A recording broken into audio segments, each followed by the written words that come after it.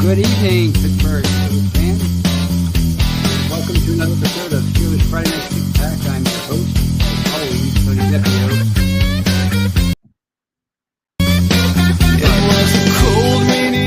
Anyway, I'm your host, Tony.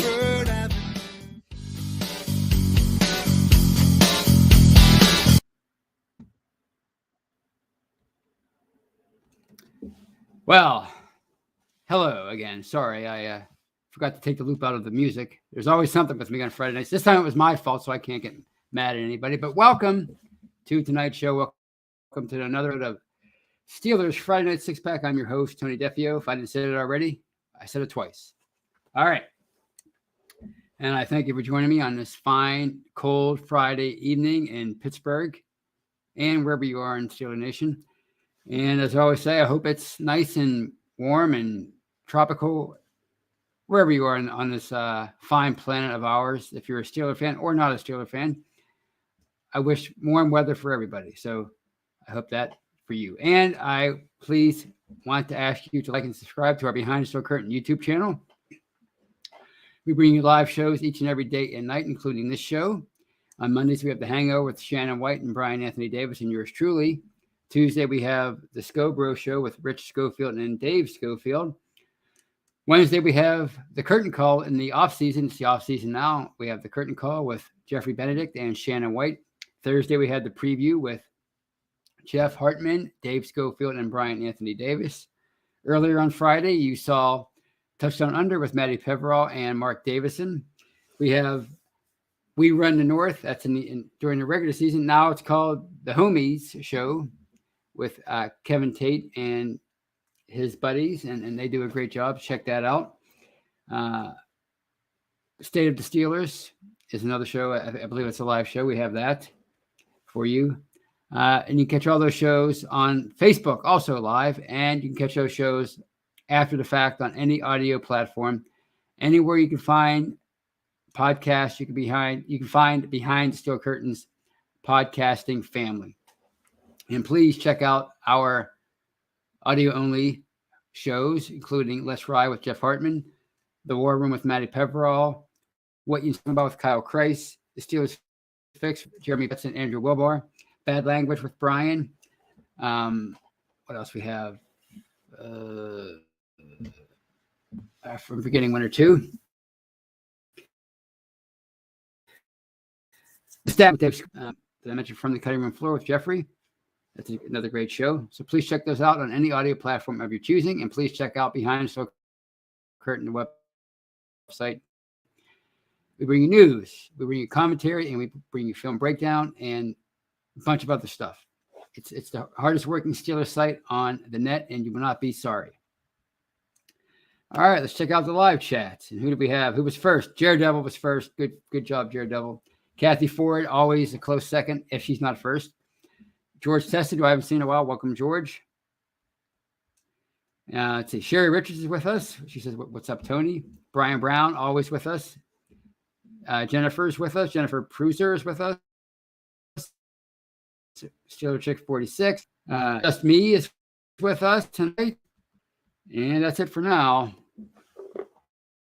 But I thank you all for joining me, and I can't wait to have a great show with you tonight. And let's talk about the news of the week. And that is the return of Matt Canada for 2023 as the Steelers offensive coordinator. Would it have necessarily been my move? I'm on the fence about that. If you would ask me over the first half of the year, I would have said no, heck no. In fact, I said it many times on a podcast like this one. But if you're asking me now, after what I saw over the last 9 games, with how offense improved, how Kenny Pickett improved, then I guess I can kind of see their logic in keeping Canada around for at least one more year. You know, as we talked about many times, you have to be very careful in cases with how you handle a rookie quarterback. And you can't jerk them around too much with different coaches, different systems, different playbook, different games, et cetera, et cetera, et cetera. It could really hurt their development. And I'm not saying that would be the case with Kenny Pickett, but I am saying potential is there with every time you, with every big move you make in his young development.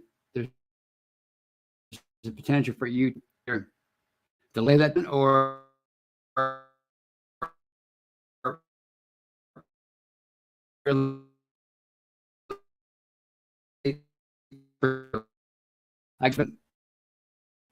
their third down conversion rate was much better. The offensive line was much better.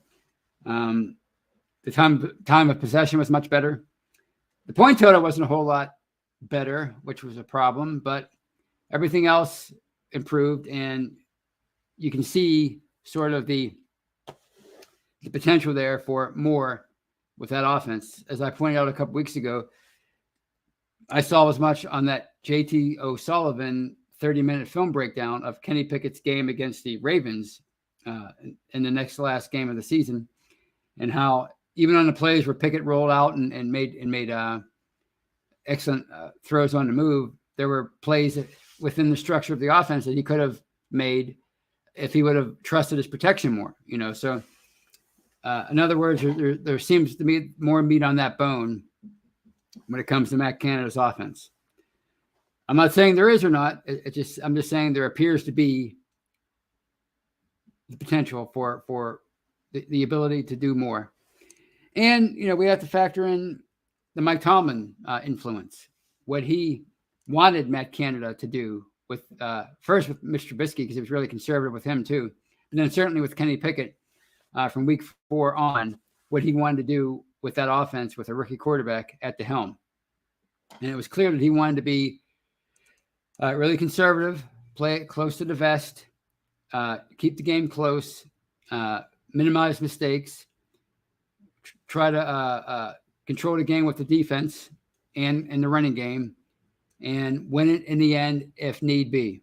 And that was the formula they followed all year, and wasn't quite successful in the beginning of the year when they had a much tougher schedule, but certainly it was much more successful over the last 9 games when the schedule eased up a bit and they seemed to improve as an entire unit, beginning with the offensive line, the passing game, the running game. Everything appeared to improve at least a little bit. Some things improved much more than others, including the line and the running game. Other things improved slightly, the passing game, and Kenny Pickett, he improved. I wouldn't say he made leaps and bounds, or he didn't make major leaps and bounds from beginning to end, but he did improve steadily as the year went on. So I can see the logic there in bringing Canada back for one more year. And also, I've always been somebody who believed that really it's about the players, it's about the personnel, it's about the talent that you have.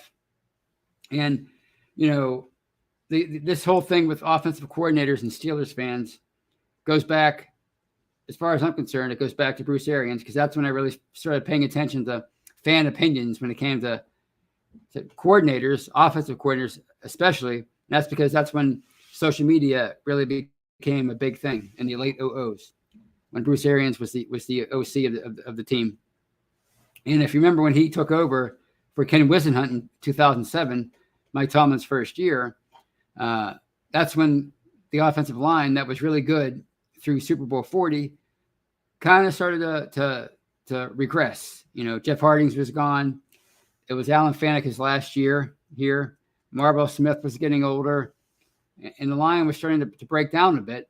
And we saw it full-fledged in 08. I mean, that line was the epitome of makeshift in 08 and again in 09. And that was, Bruce Arians' first 3 years as a coordinator. And I think in 08 and 09, the line combined to allow like 100 sacks of Ben Roethlisberger. So, but even during that time, when the line really struggled and the offense struggled at times, there was enough firepower on that offense with Ben in his prime, of course, and Hines Ward, a borderline Hall of Famer, Santonio Holmes, like Ward, a Super Bowl MVP, Heath Miller, Willie Parker, and then Rashard Mendenhall. I mean, you had a really good offense, and they were able to do damage. Even though the line was falling apart, the offense still managed to be potent at times. But it wasn't enough for people, and the cries for Arians to be fired could be heard as far back as 07, 08. I remember going to the kickoff game in 09, the year after they won their last Super Bowl, and within 10 minutes of the game starting, somebody in my section was trashing Arians and saying, "This is why I bleeping hate Arians." So, it started right away with Arians. And by 2011, everybody wanted him gone, and they got their wish. Art II came out publicly that he wanted Roethlisberger to tweak his game in order to lengthen his career. He wanted him to get rid of the ball faster. That was always a part of Ben's game, holding onto the ball, making things happen, moving around in the pocket. And Art II wanted that to change. And there was also the strong opinion that Ben and Arians were too close. They went on vacation together. They golfed together. They were friends. I mean, it doesn't mean they didn't scream at each other. According to Ben and Arians, they had many shouting matches. But as far as the public was concerned and the media, they were too close. And, if you remember 2011, that was the year that Tom Brady and Bill O'Brien got into that very famous shouting match on the sidelines in Washington. And rumor has it that the Rooneys saw that and they said, well, if Tom Brady isn't above a tongue lashing from his OC, then Ben doesn't need a buddy to be his OC. So it was determined they were going to make a move there. They made a move. They decided on Todd Haley, who had a pretty decent track record. He was the OC of the Cardinals during their run to Super Bowl 43. He did a great job with Kurt Warner and Larry Fitzgerald and I forget the other guy's name. It's the offseason, I forget names. But anyway, it was a great offense, and then he got promoted to a head coach. He got the job in Kansas City, lasted a couple of years there, and then he was available to be the OC here. And the rumor was he was a disciplinarian. He was a taskmaster. He was hard to work with. He wasn't somebody who was a player's buddy. And to his credit, to Haley's credit, he eventually got that offense turned around. It was a slow start, but eventually it was one of the best in the league by the mid-2010s. But what happened around the same time that Haley came in for Arians? They started rebuilding that offensive line. They brought in Pouncey in 2010. They brought in Marcus Gilbert in 2011. They drafted DeCastro in 2012. Ramon Foster was promoted to a full-time starter by 2011. By 2014, Mike Munchak, regarded by many as the best O-line coach of this generation, was hired. They discovered Al Villanueva and made him a left tackle, meaning Munchak developed him into that. He developed Gilbert into one of the best right tackles in the NFL. So that Antonio Brown became a star around 2012. That's when he became a star. They drafted Le'Veon Bell in 2013. They were able to draft Martavis Bryant in the 4th round. So all of a sudden, this offense that was really deficient on the offensive line, they had aging players like Hines Ward at receiver. They had just lost Mendenhall at the end of 2011 with the torn ACL. So they were without a franchise, a bell cow running back in 2012, even though Arians wasn't here in 2012. They went out and decided to bring Bell in. So all of a sudden they had talent at every level again, like all pro talent at every level. The line, Heath Miller, one of the best tight ends in team, or maybe the best tight end in team history. Obviously Ben, the future Hall of Famer. Brown was playing at a Hall of Fame level by 2013. Bell looked like he was on his way to having a Hall of Fame career. So all of a sudden, Haley had all this talent to work with. And I'm not saying he wasn't a good coordinator, because again, he had a good track record, but he made the most of the talent that he had, and he turned that offense into one of the best in the NFL. And there was a time there where they were averaging 30 points a game over 6, 7, 8 weeks back in 2015. It was just maybe the best Steelers offense I've ever seen, that 2015 offense. So, but the problem was, again, Haley was tough to work with. Ben didn't like him. And then, making matters worse, there were by 2017, there were questions about Haley's play calling and situationally. They struggled in the red zone. That combined with his relationship with Ben, that was enough to want the fans, or for the fans to want him gone. And boom, he was gone after 2017. Randy Fichtner, who was a longtime member of the staff, quarterbacks coach, receivers coach, he was promoted. Ben liked him. And what do you know? 2018, the offense was still pretty good, even though Randy Fichtner had no experience. And he may or may not have been in over his head, but he was able to work with Antonio Brown and Juju Smith-Schuster, who was there in the second season by that point. He had his best year of his career in 2018, 111 catches, 1,400 yards, I believe. So, Le'Veon Bell was gone by that point, but James Conner had a great second year here. So Fichtner did a great job in 2018. In fact, he did a better job than Haley did at calling plays inside the red zone at the goal line. Ben led the league in passing yards that year. So Fichtner was back for 2019. But what happened in the offseason? Brown imploded. They traded him. 2 games into 2019, Ben gets hurt, out for the year. Suddenly, the Killer Bees were gone, right? No Bell, no Brown, no Ben. And you're left with Mason Rudolph, then Duck Hodges. Juju's the number 1 receiver. But, he wasn't up for it quite then. But maybe he was, but who knows, because he had 2 inexperienced quarterbacks throwing him the ball. Fichtner had these guys to work with, and suddenly, he didn't know what he was doing. He was an idiot. He was in over his head.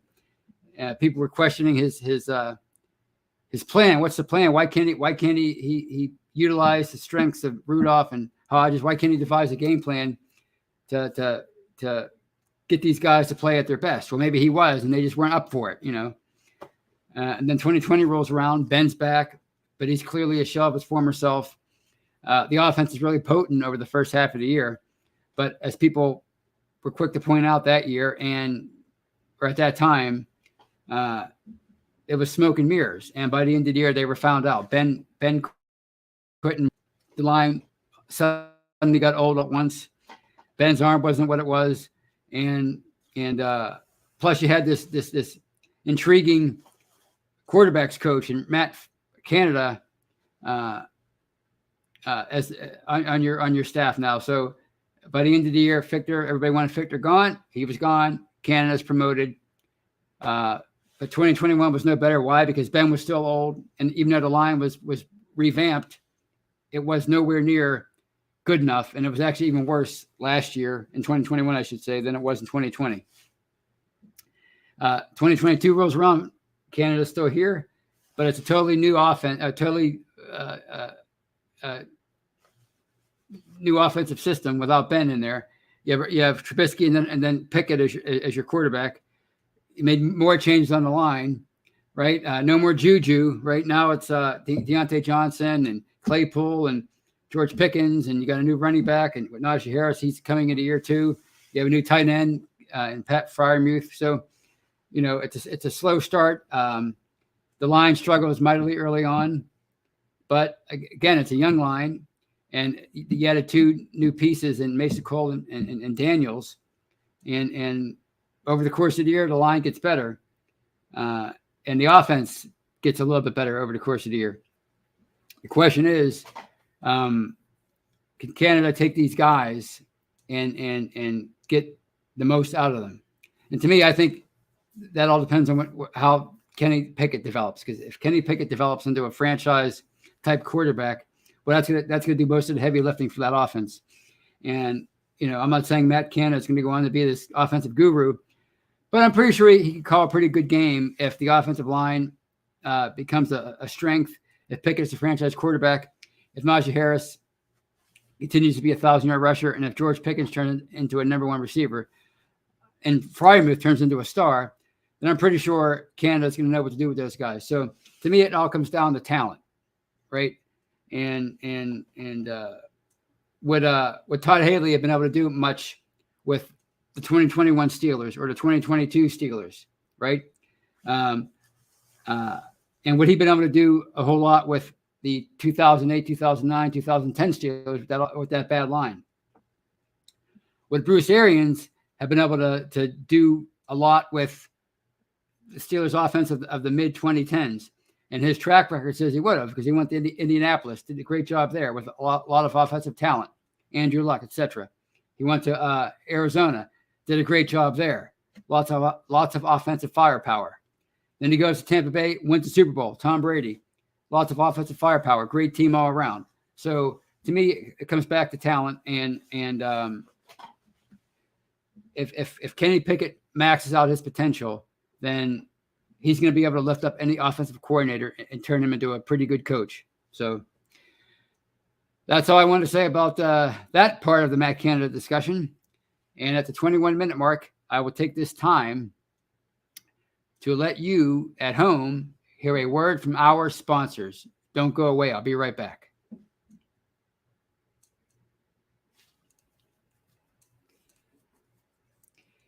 And welcome back, everybody. Welcome back to part 2 of this episode of Steelers Friday Night Six Pack. I'm your host, Tony Defio. And before I continue, I want to highlight,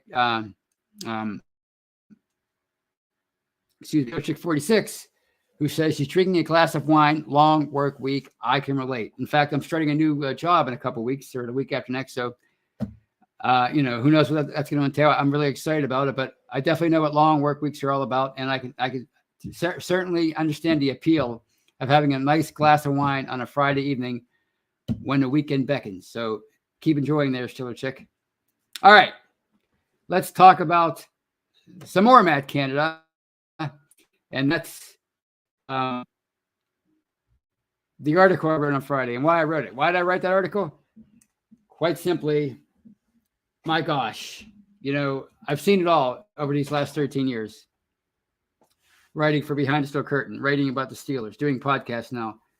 And it's just like, you see it, like people don't realize, I think even my fellow writers of Behind the Steel Curtain, certainly a lot of the readers, I've heard it all 3 or 4 or 5 times over these last 13 years. Everything you can call me, I've been called, good and bad. Every story that could be told, I've seen it told, right? Every opinion, good and bad, I've seen it over and over again. So you just see this stuff and you're like, man, why does everything always go back to the offensive coordinator? I wrote what I wrote on Friday for that reason alone. It's like we've had these same arguments over and over again for 15 years. And, for people to get all up in arms about them retaining an OC or any coach and having that ruin their day, it doesn't make any sense.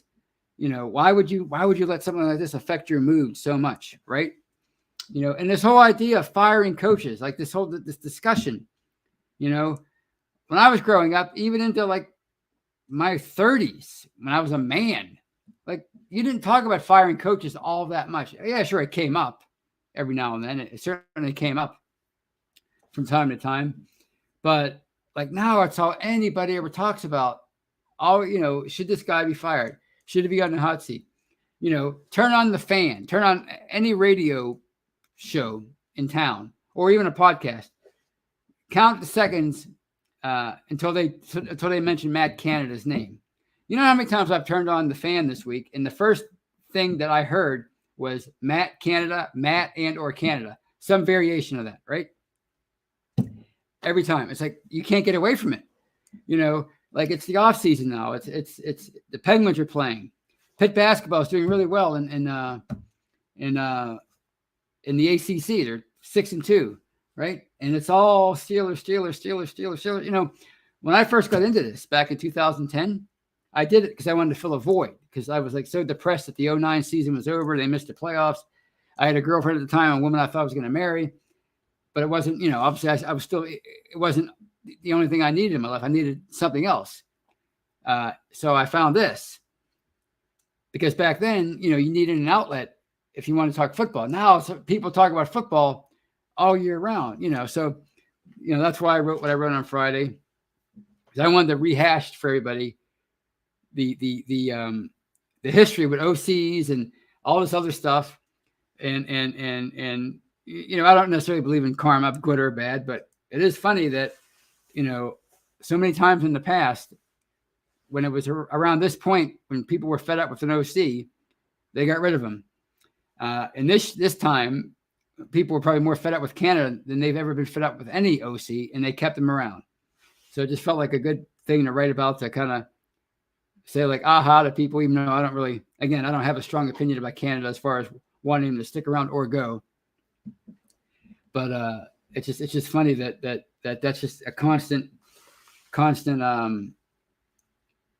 thing on people's minds, and now that they've made their decision, and they've decided to stick with them for one more year, at least one more year, I think we should just move past it. Never mention the guy's name again. Easier said than done, I know. Probably not going to happen, but I think it'd be a great thing. We could pick up the Matt Canada discussion again in training camp, and then the preseason. Let's see how full Pickett's plate is this summer coming up. What does he look like? How did his first off season of growth go? What did he learn? What are they going to allow him to do? Then maybe we could focus on Matt Canada again. But to spend another 8 or 9 months talking about Matt Canada and whether or not he should be fired, how can the Steelers do this? How can they be so stuck in their ways and accepting mediocrity? Blah blah blah blah blah. I'm glad they made the decision that they made as far as keeping him for one reason, and that's because I don't want to like a month or two of speculating on who they're going to bring in, and all these big names that people are going to throw around, or up and coming names, and then have everybody be disappointed when they bring in somebody that nobody likes, right? So I'm kind of glad they made the decision on Canada, and now we can move on. Please let us move on from Matt Canada. If anybody was insulted by or offended by my article on Friday, just name me one time that I ever pointed out to or made fun of anybody specifically in my articles. No, what I make fun of is groupthink. And I think the groupthink with Steeler fans sometimes is just ridiculous and absurd, and it's comedy gold, and I got to make fun of it. And believe and I got news for you. I'm going to keep doing that. So deal with it. But I have a super chat. I got to find it. All you need to know about what people think of me, I guess, but I haven't had a super chat in a while, but I thank you for it, and I got to find it, and I got to find my benefactor. Here we are. It's Victor Asher, who donates $5 to the cause, and I thank you, Victor. Or Victory Asher, I'm sorry, Victory Asher. And he says, Tony, we have the talent, but we need a strong left tackle. Kenny has already had 2 concussions. Canada should take advantage of play action post routes. Well, I agree with that. I agree. That's one thing that was lacking from, and annoyingly so, from the 2022 attack, play action passes. Why? I don't know. Like everybody who knows offense, and I'm not one of those people, but the people I trust who know offense, they know that play action passes, especially, make life easier for quarterbacks, and they were running the ball so well over the second half of the year. You would think they would try to utilize that more. But again, we don't know if this is Matt Canada's doing or Mike Tomlin saying, let's just stick with what we're doing because we don't want to put too much on Pickett's plate. Let's keep the game close, blah, blah, blah. But obviously, they're going to have to open things up eventually. They're going to have to give Kenny Pickett more to do. And that starts with some of the things that Victory mentioned: play action pass, more post routes, deeper passes, and not just passes down the sideline, but deep passes over the middle of the field, like we saw in that Ravens game when he hit Steven Sims 28 yards downfield in that game-winning drive. Best pass of Pickett's career. He looked, and it wasn't like he was running on the run or anything. 5-step drop, 7-step drop, whatever it was. He just sat back there and let it loose, and it was a laser right to Sims. So, more of those kind of passes and more of those kind of schemes need to be part of this offense next year. With Matt Canada, if you trust Pickett at all, if you believe in Pickett, then you have to start opening things up for him. So, all right, let's see. Let's talk about those playoffs. And I thought last week's wild card weekend was pretty interesting. As I wrote about this week, I was happy to see the Ravens lose. I don't like the Ravens. I'm not a big fan. It's mainly because of John Harbaugh. I've never been a big fan of John Harbaugh. I kind of felt bad in an article. I called out Terrell Suggs and kind of lumped him in there with Pac-Man Jones and Vontaze Perfect. But, and even Ray Lewis, who's had a sketchy past for off the field. But actually, Suggs is kind of like the Hines Ward of the Ravens, as far as like the Ravens-Steelers rivalry. He's somebody that you hate when he's on the other team, but if he was on your team, you'd love him. And Terrell Suggs never did anything but kick Ben Roethlisberger's butt whenever he was in his prime. So, I probably shouldn't have lumped Suggs in there with those other guys because he seems like a good dude, somebody that you wouldn't mind cheering for if he was on your team. But he's a Raven, and I wasn't rooting for him then. But overall, I don't like the Ravens. Never did. Like the hype that they get, the love that they seem to get from national media and the local Steeler fans, the grass is always greener crowd. John Harbaugh, he's won 2 division titles since his last Super Bowl 10 years ago. They've been to the playoffs like 5 times. They won 2 playoff games. People are harping on Mike Tomlin winning 3 playoff games in 12 years, and that's rightfully so. That's not a good track record for him. But why do they automatically assume that Harbaugh's a better coach? They do the whole less is more thing with him, and Tomlin does more with less. That whole, or less with more and more, whatever I'm trying to say. You know what I'm trying to say. Harbaugh does more with less. Tomlin less with more. Blah blah blah. Right? So that just irritates me. So it was fun to see them go down and lose in Cincinnati. The Jaguars game against the Chargers, that win was just crazy. To be down 27-0 and to come back and win that game. I mean, that was even though Trevor Lawrence played a pretty uneven game, multiple interceptions early on. He had his coming out moment later in that game when he helped them come back and win. And as far as the Chargers are concerned, my goodness, like I wrote about, this team has had 4 franchise quarterbacks since 1973, 39 years worth of franchise quarterback play since 1973. And they've been to the playoffs 12 times. They've won 8 division titles. They've been to 3 AFC championship games, and they've been to 0 Super Bowls. So it goes back to what I said in the past, going back to the 2004 draft. And the reason why Eli Manning did not want to go to San Diego. Had things been switched up and Ben wound up in San Diego or Eli wound up in San Diego, I'm almost positive that those guys wouldn't have won a Super Bowl. But had Eli wound up in Pittsburgh or Phillip Rivers wound up in New York, those teams being the teams that they are, the organizations that they are, they would have found a way to win Super Bowls with those guys. Like say if Phillip Rivers was in Pittsburgh, they probably would have won a Super Bowl or 2 with him. If Ben was in New York, they probably would have won a Super Bowl or 2 with him. That's just what good organizations do. And the Chargers have always been an organization that seems to come up short when everybody's picking it to win a championship. So the Bills game, I was shocked that the Dolphins hung in there with them with Skylar Thompson. I shouldn't say I was shocked. I wasn't shocked because it's a division rival. I expected it to be kind of a close game before it started. But then once the Bills jumped out to a 17-0 lead, I expected them to just totally blow out the Dolphins. But the Dolphins have just so much talent, even though they're deficient on at quarterback right now, that they were able to make a game of it. And you remember, they beat the Bills earlier in the year. So that was a good game, but the Bills advanced. As far as the NFC, I was not shocked that the Giants beat the Vikings. The Vikings were, to me, a paper champion all year.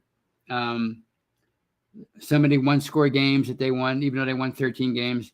And, they got blown out way too many times for a good team in 1 year. Usually good teams will get blown out even once, but they got blown out multiple times. And they had to come back from a 33-0 deficit at home to the Colts. So I was not shocked that the Giants went in there and beat them. Who else? The 49ers taking care of the Seahawks, not a shock. The 49ers have a good thing going on right now. And the Cowboys beating up the Buccaneers in Tampa was not a shock. I expected that. One thing I'll say about that game, some storylines from that game, is Tom Brady's probably done in Tampa. And, there are people speculating on where he's going to wind up next. Do you want to be that team? I don't care who you are. Do you want to be that team that has the Tom Brady that finally falls off the cliff? Because it's going to happen. And the longer he plays, the bigger the chance that he's going to fall off a cliff. And age is going to finally catch up to him. I don't care how much he works out in the offseason. I don't care what he does with his diet. Eventually, Father Time's going to catch up to him. And do you want to be that team? I heard speculation that he might go to Miami. Really? Does Miami want to do that? And I realized Tua had some scary concussion issues in 2022. But if he can overcome that, he showed you last year that he can be a really good quarterback in the NFL, maybe even a great one. And he certainly has the firepower to be an all-pro quarterback. Do you want to bring in Tom Brady to that situation and possibly ruin everything? Do you want to be where else? Like the Raiders? I mean, to me, it's time. If you already have a good quarterback on your roster, a good young quarterback that you feel could give you that you could develop into something, why would you want to mess with Tom Brady? For tickets, for notoriety, for relevancy? I don't know. To me, it's time to move on from Tom Brady. It's time to move on from Aaron Rodgers. I wouldn't take him on anymore either. And I think if we learned any lesson from the whole 2022 offseason with, the Steelers have to sign or trade for Aaron Rodgers or Russell Wilson, be careful what you wish for, because can you imagine if they would have made either one of those trades, bringing in Aaron Rodgers for multiple first-round picks, plus paying him $45 million a year, or doing the same thing with Russell Wilson and paying him around that much per year? I mean, you talk about setting your franchise back. The Broncos are going to have a heck of a time coming back from that trade that they made, and the Packers are going to have a heck of a time getting out from underneath Rodgers' contract. So, but as far as the other side of that Cowboys Buccaneers game, I thought it was kind of reckless for people to go after the Cowboys kicker, especially a lot of former players on Twitter. Brett Maher,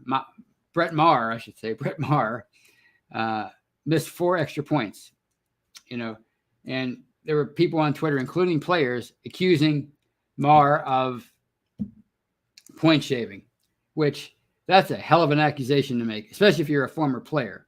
I looked into Maher, his for his career, I wrote it down. He's converted 94 of 116 field goal attempts and 128 of 134 extra points in a regular season, I'm assuming. So for him to miss 4 in one game, that was quite the head scratcher. But I also looked at his salary, and he made in 2022 $965,000. So how much could anybody offer a guy like that? Any player in today's day and age. How much could anybody offer a modern NFL player to shave points or to throw a game? And why would a player making nearly $1 million a year, a kicker, why would he put his career at risk and his life? Because you can go to jail for stuff like that. It's happened in the past. So why would anybody in today's day and age? I could see back in the old days when players had to part-time jobs in the off season, but why would you do that? How could you convince a modern professional athlete to throw a game or to shave points? And you see this out there all the time. Like, somebody accused the refs of rigging the game, for the Jaguars against the Chargers, and you see this stuff all the time. People convinced that the NFL or whatever league you want to mention is rigged. If you truly think any sport is rigged, why do you watch? If I thought the NFL was rigged or fixed, I wouldn't watch anymore. What fun would that be? Like I always say, sports is the last great reality TV show, right? Or maybe the only great reality TV show. So if you thought it was fixed, why would you watch it? I read an article once years ago that said the reason why boxing fell in popularity wasn't because of the public's awareness of head trauma or their sudden compassion for athletes with head trauma, or concern, I should say. Sadly, it wasn't because of that. It was because they believed that the fix was always in with boxing, so they quit watching it. Which there's a lot of evidence that the fix was always in with boxing in a lot of matches. So why would the NFL? Why would you even continue to watch a sport that you thought was fixed? To me, that's just a bunch of junk that people say when their team loses. And for former athletes to accuse somebody of that, to me that goes above and beyond irresponsible. So anyway, as far as this weekend's playoffs, I'm really looking forward to the Cowboys and 49ers divisional round matchup. To me, that's NFL royalty. Somebody asked me the other day what games I was looking forward to in the divisional round, and I said 49ers and Cowboys. The history between those two teams in the playoffs, it's so rich. It's so just historically significant. You look at what these two teams went at in the early 70s in the playoffs, and the Cowboys basically sent the 49ers into a tailspin because they beat them so many times in the early 70s in the playoffs. There was one game, I think it was 1972. The 49ers were up at home 28-13 in the divisional round, and the Cowboys came back and won with Roger Staubach. But then you fast forward to 1981, and you have the catch, and it was kind of the two franchises were trending in opposite directions.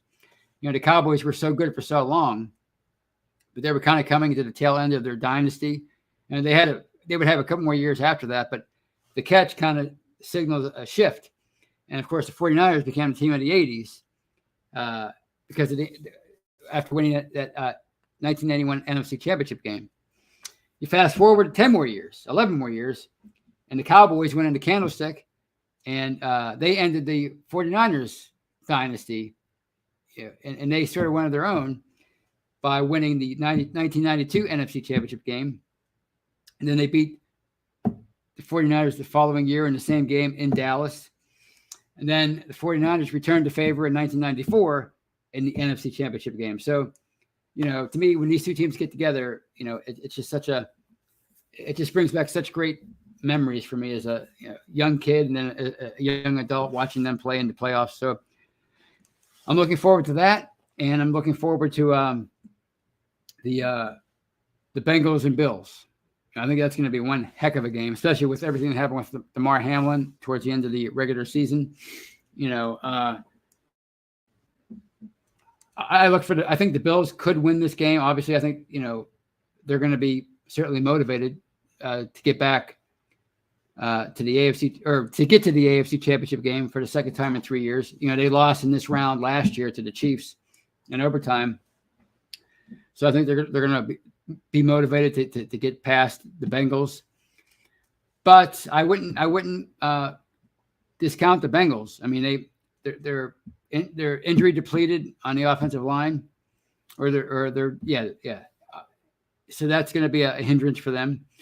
But they seem to know how to win these kind of games. Joe Burrow seems to have a knack for winning these kind of games. So I wouldn't be shocked if they won. In fact, somebody asked me the other day who I expected to make it to the Super Bowl, and I just blurted out the Cowboys and the Bengals. Those are the first two teams that came to me. So I'm not saying I'm rooting for the Bengals, but I wouldn't be surprised if they won and advanced to the AFC Championship game. Speaking of the AFC Championship game, if it's the Bills and the Chiefs, because of everything that happened with Damar Hamlin and that game being canceled, if those two teams meet in the AFC Championship game, it will be played at a neutral site in Atlanta the following week. And I have no problem with that. I think that's a good compromise that the league made. However, there are rumors, and Mike Florio kind of started this rumor, that the league might look at this as a primer and as a way to make all these championship games neutral site games. And to me, I could see it for this year. I have no problem with it. But to make it an annual thing, I think that's unfair to the fans of these teams, like the home teams that make it, or the teams that would be at home in this game. I think it's very unfair, and it's just another money grab for the NFL. Say you're a season ticket holder, and Pittsburgh makes it to the AFC Championship game next year or the year after, whatever, and you have to travel to, I don't know, Miami or something, like some, in addition to paying the freight for the ticket, now you have to pay for travel to get to Miami or to get to Atlanta or to get to wherever they're going to have this game. I don't think that's fair. And I think it takes away a big advantage for a team in the playoffs. That's what these teams are fighting for all year, the bye, and then home field advantage. And you're going to take that away. That's not cool. So I hope the NFL doesn't go through with that plan. If it is a plan, if that rumor has any legs, I hope they don't go through with it. So that's all I have to say about anything tonight. And I will round up the show by taking some questions and comments. All right. This one from Brian Brown talking about Pickett's best pass of 2022. And he says, the pass to Najee against Baltimore was pretty sweet. That had me jumping out of my seat, rolling to his left, hitting Najee in the end zone. Looked like Patrick Mahomes, Chris Collinsworth pointed out. Brian Baldinger mentioned that in the offseason, that he has that kind of trait. You heard a lot about Pickett's ability to throw on a run. So, yeah, that's definitely a contender for Pickett's best play of the year for sure. All right, what else do we have here? Just Me says, I respectfully love the Steelers. I think we all do. Some might not show it the right way, but I think we all do. And this one is from Sherry Richards, who says the Chargers went to one Super Bowl in 1994, and they may not have shown up. 49ers killed them. Yeah, that was one of the biggest mismatches in Super Bowl history. That's the year that the Chargers came to Three River Stadium with Stan Humphries as the quarterback and beat Pittsburgh. And really, I mean, they had no right even being anywhere near the Super Bowl, but that's Pittsburgh's fault. They didn't get the job done that day.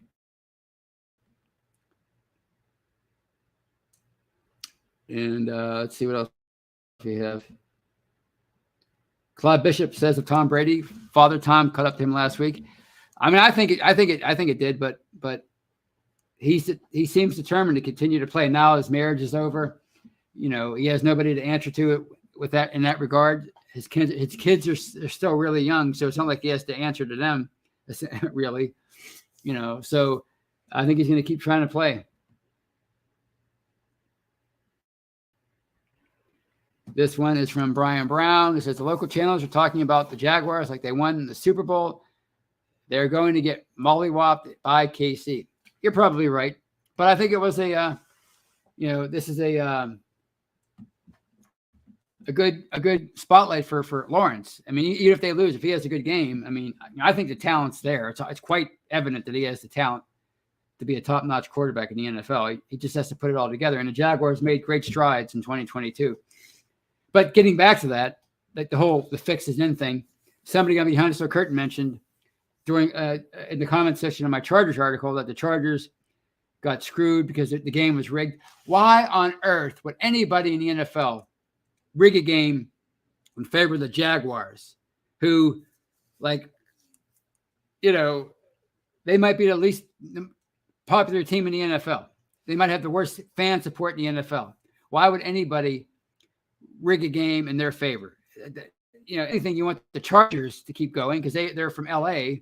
They got the LA market. They got a quarterback who's just as high profile as Lawrence and Justin Herbert. They're everybody's sexy pick. You know, why would you, if you're going to rig the game for anybody, why wouldn't you rig it in favor of the Chargers? That whole the game is fixed rig thing. That's just poppycock. Malarkey. So check 46 Denver 4 years due to the Wilson trade. I agree. I mean, it's a big risk. I mean, if you make that move, it better pay off. Or, you know, you look at the Rams, all the maneuverings they did. They won the Super Bowl, but now they might be hurting for a few years. Of course, they had a lot of injuries last year. That might have contributed, but certainly they're not going to have many draft picks to fill any needs over the next few years. All right. Chick 46 asks, didn't Mari get cut? No, he didn't. Last I heard, he was still on the team. In fact, the coach said they needed him ready for the divisional round. All right. Clyde Bishop says if Brett Maher and his potentially missing 4 extra points on purpose, gambling problem or blackmail, anything is possible. I mean, it could be. I mean, who knows? I mean, but if it's not true, I mean, to say that, you know, I'm talking about the players especially, to say that, I mean, my gosh, you know, that's a heck of an accusation. If it's you know, not true. Thanks, Mean Joe says, this is my thoughts exactly. If I wanted to watch rig sports, I'd watch wrestling. Exactly. I don't want to watch any sport that I think is fixed. I just wouldn't watch anymore. What would be the fun of that? It wouldn't be any fun. I could watch scripted TV, which is my favorite thing anyway, when sports isn't on. So this one is from Brian Brown. I can think of a few times the Steelers got hosed by the refs that make me wonder. I don't think the games are rigged, though. What the games are, they're officiated by human beings that have so much minutia to wade through, so much crap to wade through in games now because of instant replay and all these rule changes every year. That the company, they change another rule and they another point of emphasis, and they never let these guys and girls breathe. These officials, they constantly have so much stuff to think about. Like this year, it was the illegal man downfield. That was like the point of emphasis this year. How many times did it get called? It's ridiculous. So I think that's really what the problem is with a lot of officials, is they have so much to think about during a game that, you know, it's harder for them to do a good job, but they still do overall. Like the stuff that they see 99% of the time that they don't even need replay for, it's amazing. George Seston says, Eagles, Tony. He wants the Eagles to win. Well, they're a heck of a they're in a heck of a position. They have the bye and they don't have to worry about going to a neutral site if they advance. So the Cuda 70 says, Tony, you're a Cowboys fan, and you know, yeah, I fully admit that I'm a Cowboys fan. I love their story.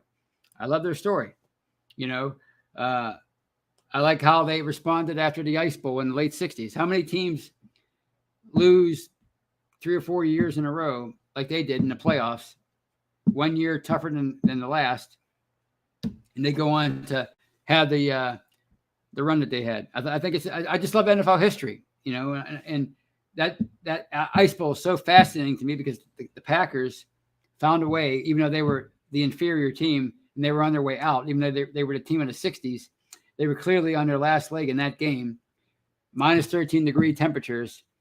Lambeau Field. They found a way to pull that out. The heart of a champion. And the Cowboys, they suffered 2 or 3 more heartbreaking losses after that, believe it or not, up through Super Bowl V. And they still managed to stay in the fight, and they became one of the teams of the 70s and into the 80s. So, yeah, the Cowboys, but I like the Cowboys. I like the Packers history. I like the 49ers history, the Steelers. Obviously, I just love history, NFL history. So the Cowboys, to me, they're just such a fascinating story to me, as far as their history, and they've been so, they haven't even been to the NFC Championship game since 1995. America's team, the highest rated, the highest ratings week in and week out, and for them to have this run of futility, to me, it speaks to Jerry Jones and his ego and him wanting to be the GM when he should have handed that job over to somebody else a long time ago. All right. On that note, I think it's time to call it a night. It was such a fun time with you guys, and I felt like I was on my game tonight. Even though I got off to a rocky start, but I feel like I was on my game. I feel like I was just shooting the breeze, which is the kind of show I like to have. I hope you enjoyed it. Enjoy those playoffs this weekend. I certainly will. And until I see you on Monday on The Hangover with Brian and Shannon, have a great weekend. And as always, go stop and check it out. Models are back. Models are back. Models are back. You know they really turn me on. Redhead girl, time to stop and check them out.